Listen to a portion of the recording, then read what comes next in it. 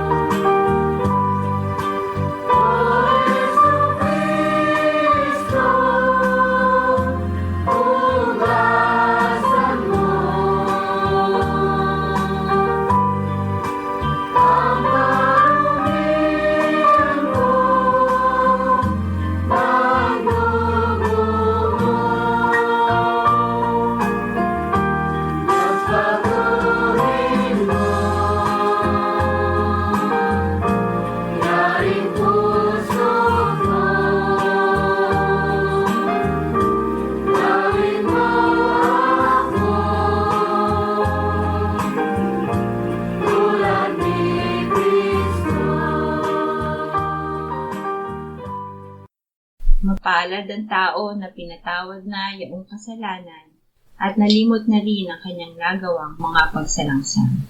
Mapalad ang taong sa harap ng Panginoon ay di na pinararatangan ng kasalanan, dahilan sa siya ay hindi nanlilinlang.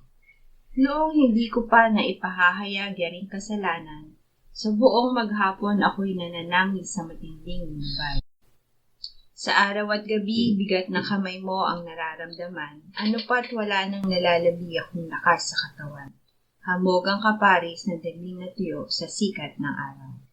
Ako ay lumapit sa iyong harapan at salay inamin ang aking nagawang mga pagsalangsang, di ko inilihim.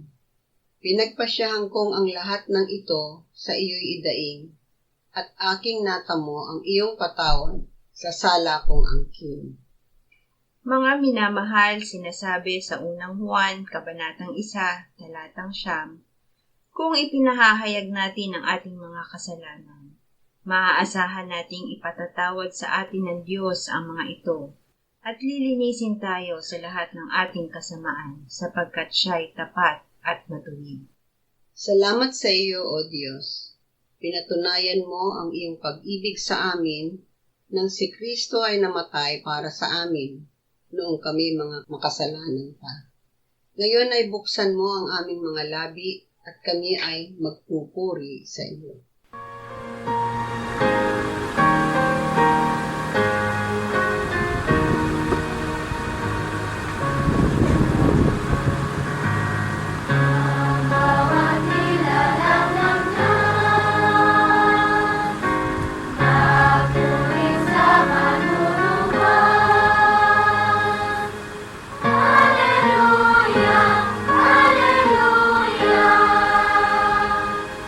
Hallelujah.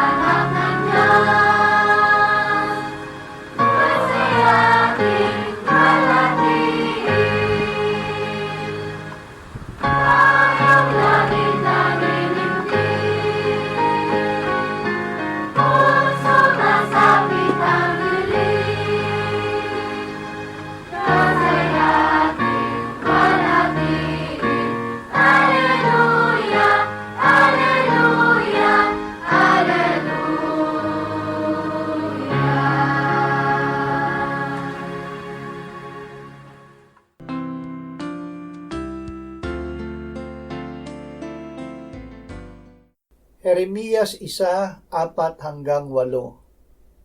Ang salita ng Panginoon ay dumating sa akin na sinasabi, bago kita inanyuan sa sinapupunan ay kilala na kita, at bago ka ipinanganak, ikaw ay aking itinalaga. Hinirang kitang propeta sa mga bansa. Nang magkagayoy sinabi ko, Panginoong Diyos, tingnan mo, hindi ako marunong magsalita sapagkat ako'y kabataan pa. Ngunit sinabi sa akin ng Panginoon, huwag mong sabihin ako'y isang kabataan, sapagkat saan man kita suguin ay paroroon ka, at anumang iutos ko sa iyo ay sasabihin mo. Huwag kang matakot sa kanila, sapagkat ako'y kasama mo na magliligtas sa iyo, sabi ng Panginoon. Ang kaloob sa hinirang. Hinirang na ng Diyos si Jeremias na propeta bago siya ipinanganak. Ipinaalam ito sa kanya ng salita ng Diyos. Ikinatakot niya ito dahil siya ay bata pa at hindi marunong magsalita. Sinabi ng Diyos na huwag siyang matakot dahil sasamahan niya siya. Ibinigay niya ang kanyang salita kay Jeremias para papanumbalikin ang mga nagkakasala upang Diyos ang siyang maghari sa kanila, bumunot at magbagsak, pumuksa at magwasak upang sa huli sila ay maitayo at maitanim. Tiniyak niya na bibigyan niya si Jeremias ng lakas, kaya't siya ay magiging gaya ng lunsod na may kuta at haliging bakal. Lalaban ang mga makasalanan kay Jeremias, ngunit hindi sila magtatagumpay dahil ang Diyos ay kasama niya na magliligtas sa kanya. Awit 71:1-5. Sa iyo, O Panginoon, nanganganlong ako. Huwag nawa akong mapahiya kailanman. Iligtas at sagipin mo ako sa katuwiran mo. Ikiling mo ang iyong pandinig sa akin at iligtas mo ako. Ikaw sa akin ay maging bato ng tahanan na lagi kong paroroonan, sapagkat ikaw ay aking muog at malaking bato. Sa kamay ng masama, O aking Diyos, sagipin mo ako mula sa sunggab ng di matuwid at malupit na tao. Sapagkat ikaw ang aking pag-asa, O Panginoong Diyos, ikaw ay aking tiwala mula sa aking kabataan. Magkanlong sa Diyos. Ang bawat isa sa atin ay hawak na ng Diyos mula sa tiyan ng ating ina. Diyos ang nagbigay sa atin ng buhay, nagpalakas at nagpalaki sa atin mula nang tayo ay ipanganak. Sa oras ng tukso, pagsubok, kahinaan o gawa ng kaaway, sa Diyos manalig at magkanlong. Magbasa, makinig, mag-aral at magbulay-bulay ng salita ng Diyos. Manalangin, laging hingin ang presensya ng Diyos at magkubli sa Kanya na ating muog na matibay at batong kanlungan. Hindi niya ito ipagkakait dahil sinabi niya na hindi niya tayo iiwan o pababayaan. Tayo ay lagi niyang tutulungan. Unang Korinto 12:31-13-4-8. Pagsikapan ninyong mithiin ang higit na dakilang mga kaloob, at ipapakita ko sa inyo ang 100 na walang kahambing. Ang pag-ibig ay matiisin at magandang loob. Ang pag-ibig ay hindi maiinggitin o mapagmalaki o hambog. Hindi magaspang ang kilos. Hindi nito ipinipilit ang sariling kagustuhan. Hindi mayayamutin. Hindi nagtatala ng mga pagkakamali. Hindi ito natutuwa sa masamang gawa, kundi natutuwa sa katotohanan. Pinapasan nito ang lahat ng bagay. Pinaniniwalaan ang lahat ng bagay. Inaasahan ang lahat ng bagay, tinitiis ang lahat ng bagay. Ang pag-ibig ay walang katapusan. Ang pag-ibig ng Diyos.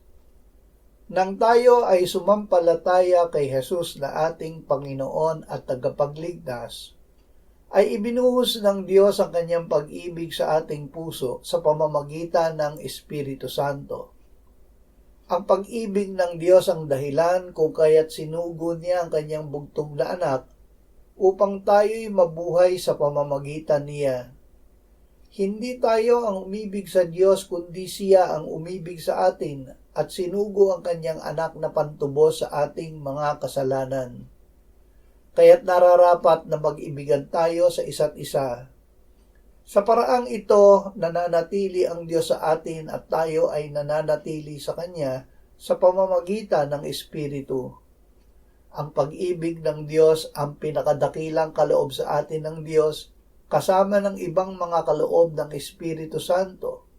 Ito rin ang nagbibigay sa atin ng kapangyarihang ibigin kahit ang hindi kaibig-ibig.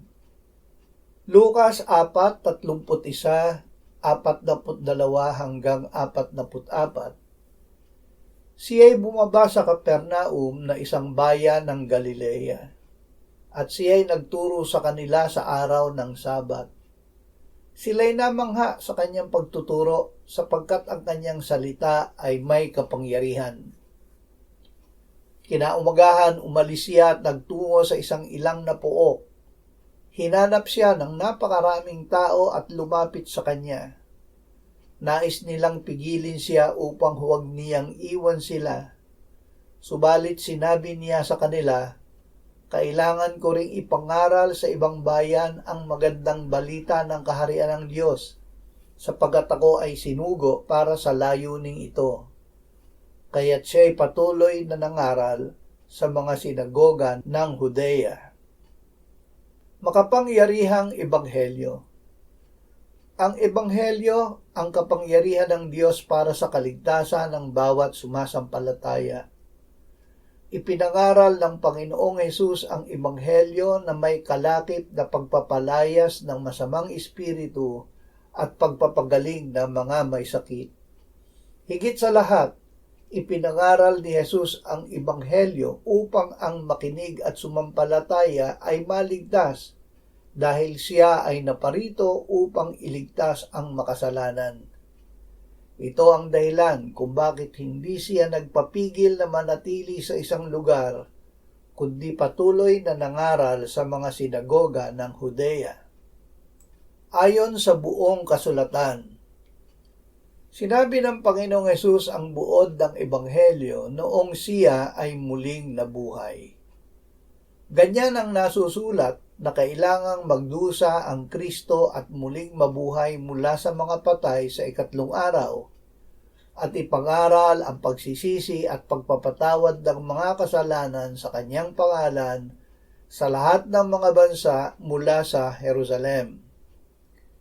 Sinabi ni Apostol Pablo, ipinaalala ko sa inyo ang magandang balita na ipinangaral ko sa inyo, na inyo nang tinanggap, na siya naman ninyong pinaninindigan, na sa pamamagitan nito kayo ay ligtas, kung matatag ninyo itong panghahawakan, malibang kayo'y sumampalataya ng walang kabuluhan. Sapagkat ibinigay ko sa inyo una sa lahat ang akin ding tinanggap, na si Kristo ay namatay para sa ating mga kasalanan ayon sa mga kasulatan, at siya'y inilibing at muling binuhay ng ikatlong araw ayon sa mga kasulatan.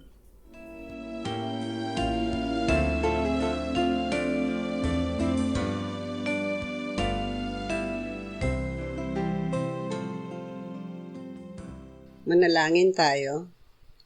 Panginoong Hesus, sinabi mo, malibang kainin ninyo ang laman ng anak ng tao at inumin ang kanyang dugo, kayo ay walang buhay sa inyo. Ang sino mang kumakain ng aking laman at umiinom ng aking dugo ay may buhay na walang hanggan, at akin siyang muling bubuhayin sa huling araw. Sapagkat ang aking laman ay tunay na pagkain at ang aking dugo ay tunay na inumin. Siya na kumakain ng aking laman at umiinom ng aking dugo ay nananahan sa akin, at ako sa Kanya. Kung paanong buhay ang Ama na nagsugo sa akin, at ako ay nabubuhay sa pamamagitan ng Ama. Gayon din siya na kumakain sa akin, siya man ay mabubuhay sa pamamagitan ko. Panginoong Hesus, aming tagapagligtas, tinatanggap ka namin sa oras na ito bilang aming tinapay ng buhay. Tinatanggap namin ang iyong katawan na ipinako sa krus na matay inilibing, binuhay na muli at iniakyat ng Ama sa kanyang kanan sa langit bilang aming tunay na pagkain. Tinatanggap namin ang iyong dugo na nabuhos sa ikapagpapatawad ng aming kasalanan bilang aming tunay na inumin. Manahan ka at mabuhay ka sa amin upang kami ay mamuhay sa pamamagitan mo kung paanong ikaw ay namuhay sa pamamagitan ng Ama. Salamat Ama, salamat dahil kay Kristo. Kami ngayon ay nakapamumuhay kasama mo kaisa ng Espiritu Santo. Sa iyo ang lahat ng kaluwalhatian ngayon at magpakailanman. Amen.